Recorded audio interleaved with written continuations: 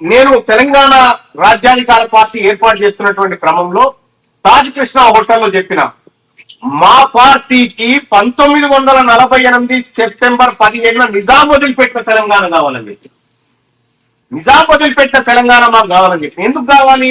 అక్కడేముంది? అక్కడ ల్యాండ్ ఉంది, అక్కడ ల్యాండ్ ఉంది, సంపద ఉంది. మీరు ఒక్కసారి అబ్జర్వ్ చేస్తే కేసీఆర్ వదిలిపెట్టిన తెలంగాణలో, రేవంత్ రెడ్డి వదిలిపెట్టిన తెలంగాణలో కాదు మాకు కావాల్సింది. 1948లో నిజాం వదిలిపెట్టిన తెలంగాణ కావాలి. ఎవరు నిజాం కింద సంస్థానాధీశులుగా, లేకపోతే సామంతరాజు ఉన్నది ఎవరు? సామాన్య ఎవరు? అవును కదా, వీళ్ళే కదా ఉన్నది.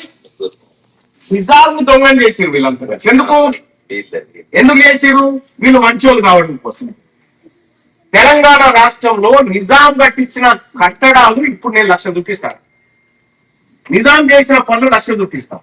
ఆఖరికి పిచ్చోళ్ళకు కూడా దవాఖానాలని ఎర్రగడ్డ గోడ కట్టేసి, ఎర్రగడ్డ నిజాం కింద నిజాంను వాడుకొని దోపిడీ చేసినటువంటి కులాలు ఏవైతే ఉన్నాయో వాళ్ళు చేసిన మోసము. వాళ్ళు అసలు ఎక్కడంటే 1948లో తెలంగాణ రాష్ట్రం భారతదేశంలో విలీనమైంది. అంటే భూమి కూడా విలీనం కావాలి కదా, మరి భూమి ఎందుకు విలీనం కాలేదు?